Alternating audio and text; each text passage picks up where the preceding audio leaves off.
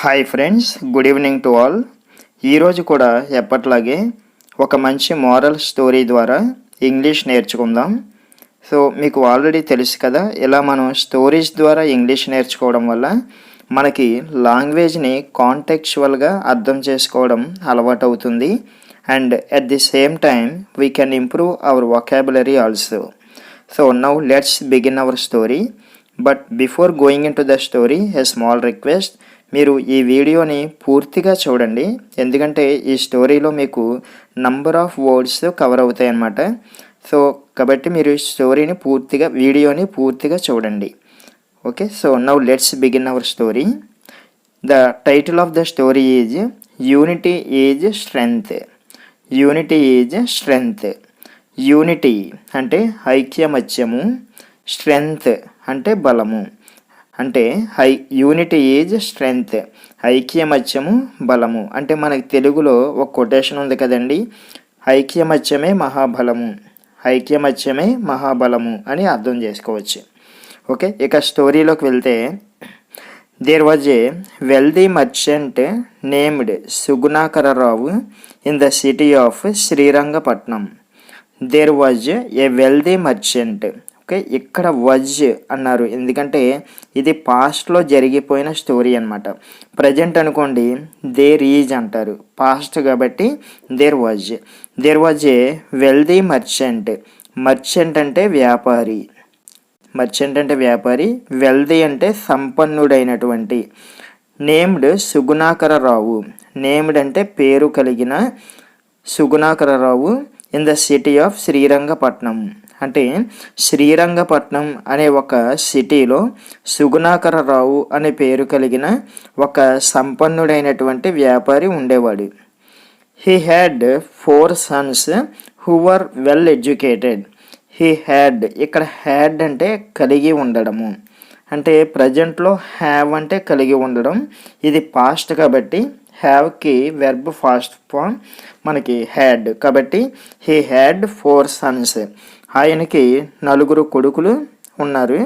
Who were well educated. చూడండి, ఇక్కడ who అంటే ఎప్పుడూ కూడా హూకి ముందు ఉన్న వర్డ్ ఏదైతే ఉంటుందో అది అప్లై చేసుకోవాలి. ఇక్కడ హూ అంటే ఎవరు? 4 sons అనమాట.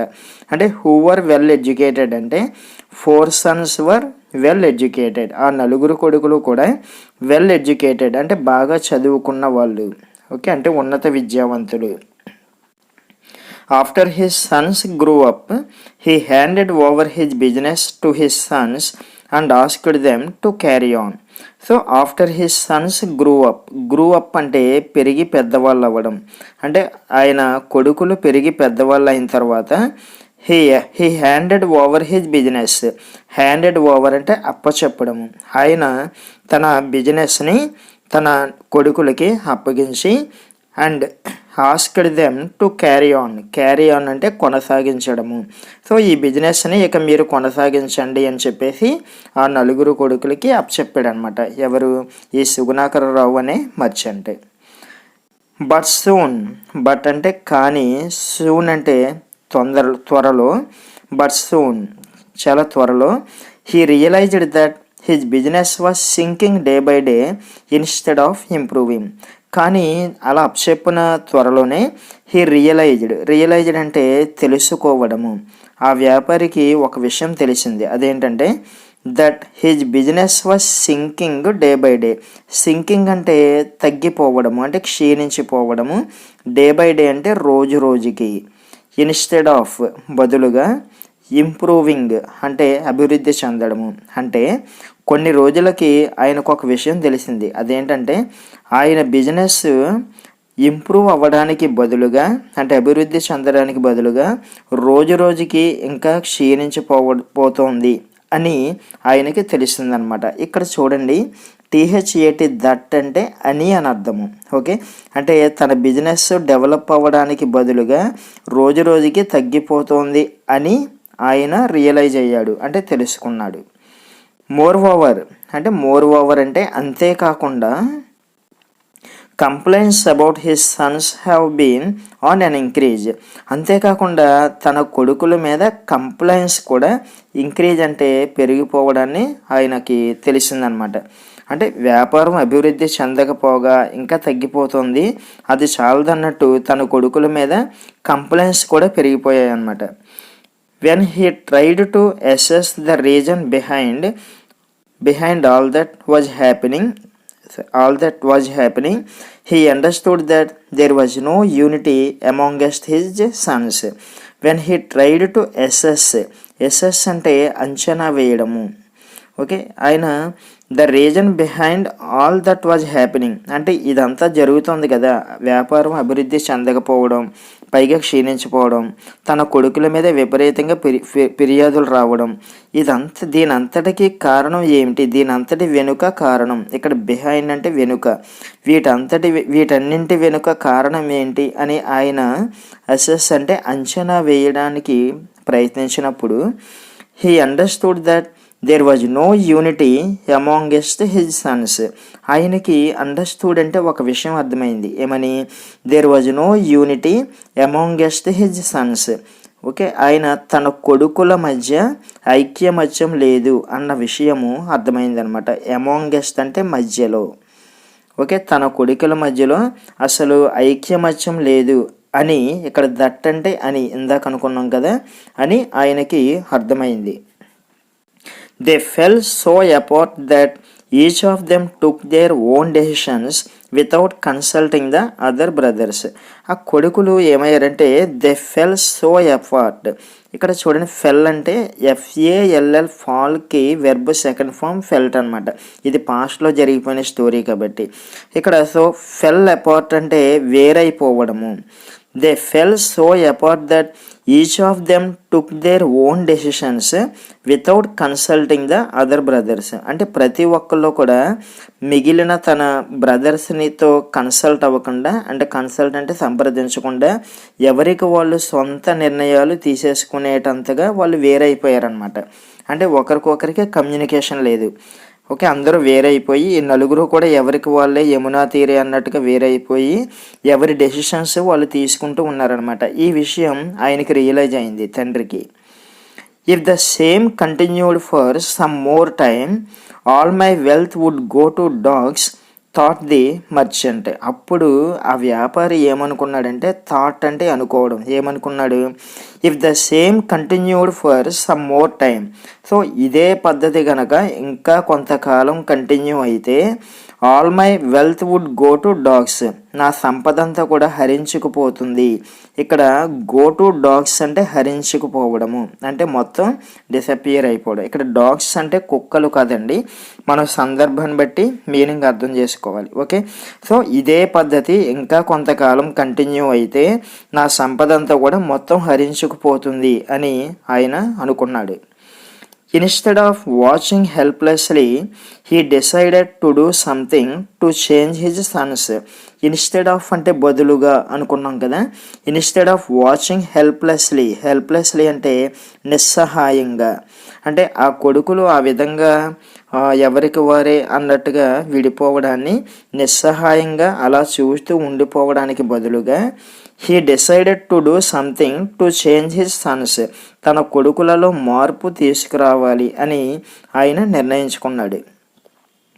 దో he tried in several ways, though అంటే అయినప్పటికీ, he tried in several ways అంటే చాలా విధాలుగా, అయితే ఆయన చాలా విధాలుగా ప్రయత్నించినప్పటికీ it was of no avail అంటే ప్రయోజనము.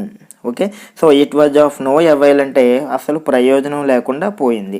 అంటే తన కొడుకుల్లో మార్పు తీసుకురావాలని ఆయన చాలా విధాలుగా ప్రయత్నించినప్పటికీ అసలు ప్రయోజనం లేకుండా పోయిందనమాట. యాజ్ ఎ లాస్ట్ రిసార్ట్ అంటే ఇక్కడ ప్రయత్నము, యాజ్ ఎ లాస్ట్ రిసార్ట్ ఇక చివరి ప్రయత్నంగా, వన్ డే ఒకరోజు, హీ సమండ్ హిజ్ సన్స్, ఆయన తన కొడుకులకు సమండ్ అంటే రమ్మని ఆజ్ఞాపించడం. ఓకే, ఇక్కడ దగ్గరకు రండి అని ఆజ్ఞాపించడాన్ని సమండ్ అంటాం. హీ సమండ్ హిజ్ సన్స్, తన కొడుకులకు ఆజ్ఞాపించాడు, ఏమని, తన రూమ్కి రమ్మని, to his room, and said, వాళ్ళు వచ్చిన తర్వాత ఈ విధంగా అన్నాడు, let us go to the kitchen, కిచెన్లోకి వెళ్దాం పదండి అని అన్నాడు అనమాట. There he took out a piece of firewood and gave it to each of his sons.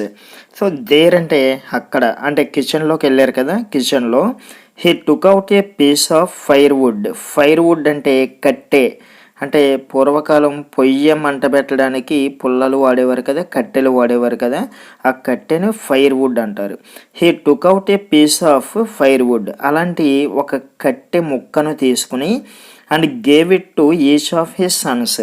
So తన కొడుకులకు ఇచ్చాడమ్మ, తన కొడుకుల్లో ప్రతి వాడికి ఆ ఫైర్వుడ్ యొక్క పీస్ని ఇచ్చాడు. ఇచ్చి ఏమంటున్నాడు, break it into 2 by hand. Break it into 2 అంటే దీనిని 2గా విరవండి. బ్రేక్ అంటే విరవడం అనమాట, బై హ్యాండ్ అంటే చేతితో విరవండి అని చెప్పాడు. హీ ఆర్డర్డ్ అంటే ఆర్డర్ వేశాడు అనమాట, ఆజ్ఞాపించాడు కొడుకులకి. Each of them was able to break it with ease. అప్పుడు వాళ్ళలో ప్రతి వాళ్ళు ఏం చేశారంటే దానిని చాలా ఈజీగా విరిచేశారనమాట. ఒక స్టిక్ ఇచ్చాడు కదా, సో ఆ స్టిక్ని ప్రతి వాళ్ళు ఈజీగా విరవగలిగారు. ఓకే, ఏబుల్ టు అంటే సామర్థ్యం అనమాట, ఒక పని చేయగలిగే సామర్థ్యాన్ని ఏబుల్ టు అంటాం. అంటే ఏబుల్ టు బ్రేక్ అంటే విరవగలిగారు. ఓకే, హీ అప్పుడు అతను అంటే ఎవరండి ఇక్కడ, మర్చెంట్ అనమాట, తండ్రి.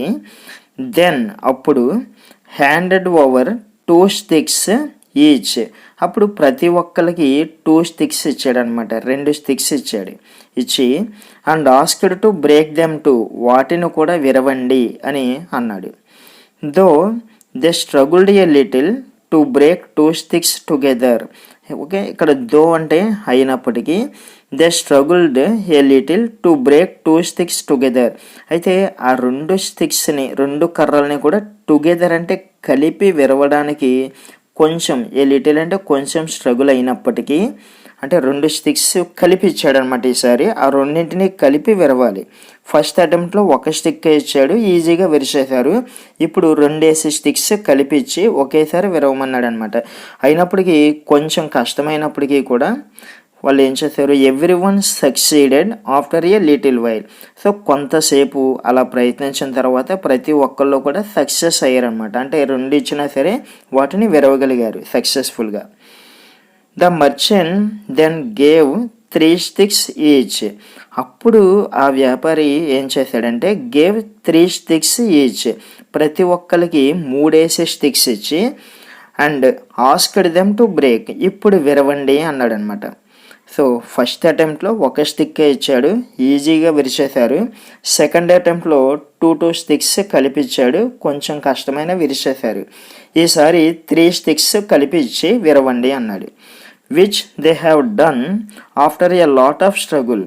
విచ్ అంటే ఏదండి, ఇక్కడ అంతకు ముందు ఉన్నటువంటి సెంటెన్స్ యొక్క మీనింగ్ని ఇక్కడ మనం అప్లై చేసుకోవాలి. విచ్ అంటే ఏంటి, 3 స్టిక్స్ ఇచ్చి విరవమన్నాడు కదా, దానిని they have done after a lot of struggle, చాలా ప్రయత్నించిన తర్వాత, అంటే చాలా కష్టపడిన తర్వాత మొత్తం మీద డన్ అంటే పూర్తి చేశారన్నమాట, అంటే విరవడం అనే పనిని పూర్తి చేశారు.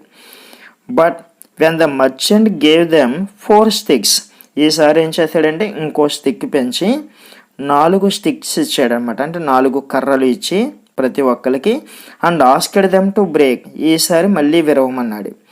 In spite of trying hard. In spite of అంటే అయినప్పటికీ, ట్రయింగ్ హార్డ్ అంటే గట్టిగా ప్రయత్నించినప్పటికీ, none could succeed. None could succeed అంటే నన్ అంటే ఏ ఒక్కరు, కుడ్ సక్సీడ్ అంటే ఏ ఒక్కరు కూడా సక్సెస్ అవ్వలేకపోయారనమాట. ఓకే, 1 స్టిక్ ఇచ్చినప్పుడు ఈజీగా విరిచారు, 2 ఇచ్చినప్పుడు కొంచెం కష్టమైన విరిచారు, 3 ఇచ్చినప్పుడు కాస్త కష్టపడి మొత్తం మీద విరిచారు, కానీ 4 ఇచ్చినప్పుడు వాళ్ళు ఎంత ట్రై చేసినా సరే అసలు విరవలేకపోయారనమాట. ఇక్కడ చూడండి, కుడ్ అన్నారు. సో కెన్ అంటే ప్రజెంట్లో చేయలేకపోవడం, ఇదంతా పాస్ట్లో జరిగింది కాబట్టి కెన్కి పాస్ట్ ఫామ్ అయినటువంటి కుడ్ని ఇక్కడ ఇచ్చారనమాట. Okay, exhausted and defeated they threw the sticks down. So exhausted అంటే అలసిపోవడము, డిఫీటెడ్ అంటే ఓడిపోవడం అనమాట. అంటే వాళ్ళు తమ ప్రయత్నంలో బాగా అలసిపోయి అండ్ ఓడిపోయి, అంటే వాటిని విరవలేకపోయారు కదా, ఓడిపోయి they threw the sticks down. Threw అంటే విసిరేయడం, ఆ కర్రల్ని కిందకి విసిరేశారు, అంటే కింద పడేశారు. The merchant then looked at all of them and said. అప్పుడు ఆ వ్యాపారి అంటే ఆ తండ్రి వాళ్ళందరి వైపు చూసి, లుక్డ్ అంటే చూడడం, వాళ్ళందరి వైపు చూసి అండ్ సెడ్ ఈ విధంగా అన్నాడు, dear sons now compare this sticks with your selfs. Okay, ఇప్పుడు ఏమన్నాడంటే ఈ కర్రల్ని మీతో పోల్చుకొని చూడండి. ఓకే, కంపేర్ అంటే పోల్చుకోవడము, the sticks with your selfs అంటే మీకు మీరు కానీ, అంటే ఈ కర్రల్ని మీలాగా పోల్చుకోండి, మీరని అనుకోండి ఈ కర్రల్ని. If you are divided and each one goes on your own. If you are divided అంటే వేరు పడిపోవడం అనమాట, విడిపోవడం అనమాట. మీరందరూ విడిపోయి ప్రతి ఒక్కళ్ళు ఎవరి దారిన వాళ్ళు వెళ్ళారనుకోండి, గోస్ ఆన్ యువర్ ఓన్ అంటే ఎవరి దారిన వాళ్ళు వెళ్ళిపోతే, then it is easy to break you when alone. Alone అంటే ఒంటరిగా, మీరు అలా ఒంటరిగా ఉన్నప్పుడు మిమ్మల్ని బ్రేక్ చేయడం చాలా ఈజీ, అంటే మిమ్మల్ని పడగొట్టడం చాలా ఈజీ అయిపోతుంది ఎవరికైనా. If 2 or 3 of you are united, but అలా కాకుండా మీలో 2 లేదా 3 కలిసి యునైటెడ్ అంటే ఐక్యమత్యంగా ఉన్నారనుకోండి, దెన్ 2 అంటే అప్పుడు, 2 అంటే కూడా, దెన్ 2 అప్పుడు కూడా, there is a chance of being broken అంటే బ్రేక్ అయిపోవడానికి అప్పుడు కూడా ఛాన్స్ ఉంటుంది. మీలో 2 లేదా 3 కలిసి ఉంటే మొత్తం మీరు కూడా బ్రేక్ అయిపోవడానికి మొత్తమే ఛాన్స్ ఉంటుంది. బట్ కానీ when the 4 of you are together, కానీ మొత్తం మీ నలుగురు కూడా టుగెదర్ అంటే కలిసి ఉన్నారనుకోండి, కలిసిమెలిసి ఉంటే, then no one can even dream of causing harm to you. Harm అంటే హాని, కాజింగ్ అంటే కలిగించడము.